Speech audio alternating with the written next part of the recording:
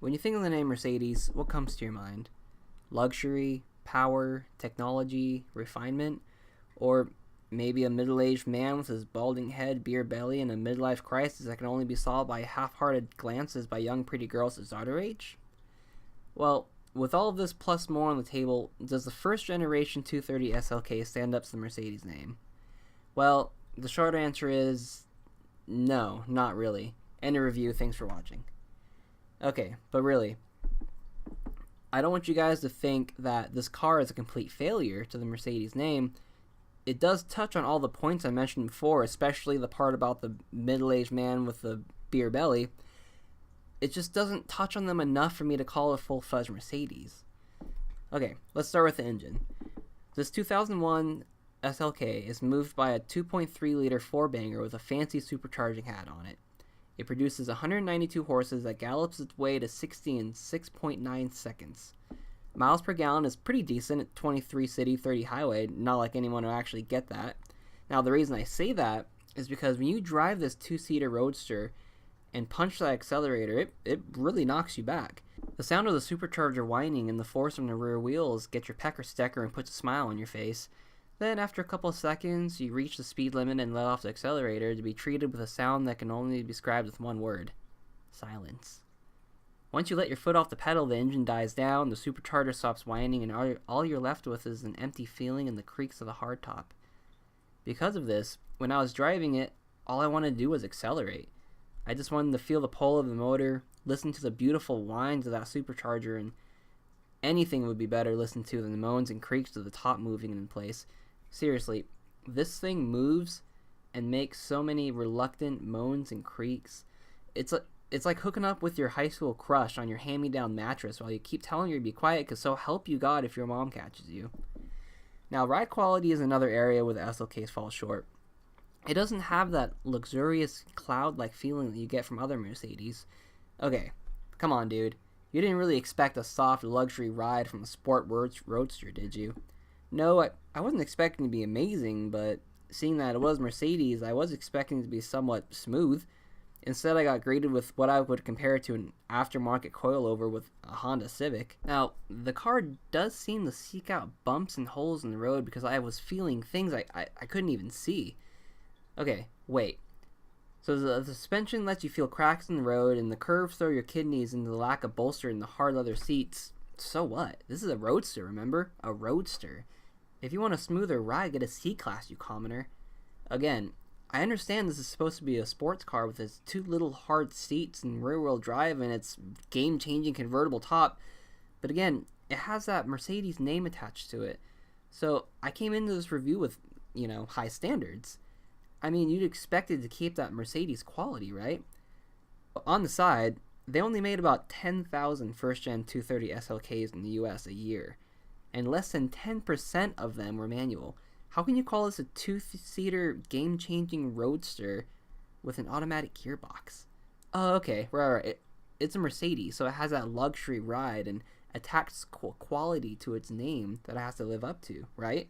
I mean, this is the gentleman's Miata. Refined gentlemen don't have time to shift themselves. But okay, let's quickly touch on the quality. How has this 16-year-old car held up in the past 120,000 miles? Well, the leather's falling apart, the cushion in the seats gave up, the fake carbon fiber plastic is cracking, and the biggest complaint I could find on the internet for this generation was the top hydraulics going out. And I haven't even gotten to the hardtop yet. Silly me. See, when this car hit the Paris Motor Show in 1994, it was reveled for its technologically advanced self-retracting hardtop, nicknamed the Vario Roof.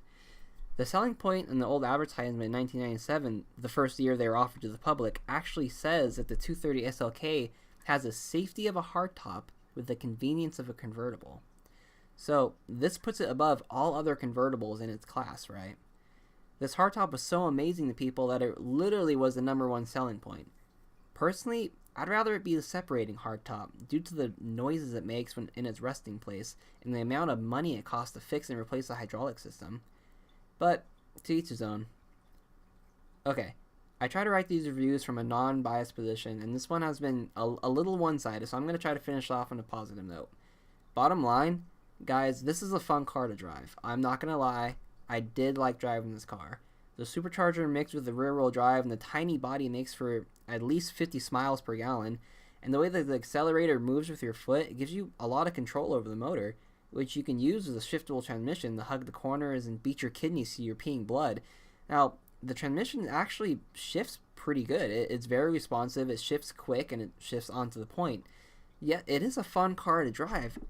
I just thought with the Mercedes name glued to the outside of it, it would be a little more refined. I consider this a stepping stone to the Mercedes sports cars. It doesn't quite fulfill everything you'd expect from the German automotive powerhouse, but it's not a bad place to start if you have an extra $6,000 in your pocket. Okay guys, bottom line, would I recommend somebody buying this 230 SLK? You know guys, if you have $6,000 to $8,000 sitting in your pocket and you really want to buy a Mercedes sports car, I'm going to tell you to buy an E36 or even a little bit used E46. Because if you're looking for a Mercedes sports car, I want you guys to have an actual sports car. Now, not saying that this little two-seater roadster isn't for you, I'm just saying that I would rather you guys have something that you can have a 6-speed manual, you can have rear-wheel drive, and you can have that M3 badge on it, because that's going to give you the M3 package. Now, if you're looking for a car that is little and it's fun to drive and it will get you attention, something that people will turn their heads, look at you and think, oh, there's that douchebag in the convertible Mercedes again, there he is, yeah, then yeah, this 230 SLK is going to be a great car for you.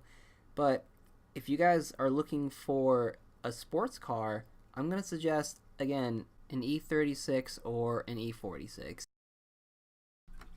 What's up guys, this is Tyler, and down here we have little Yoshi.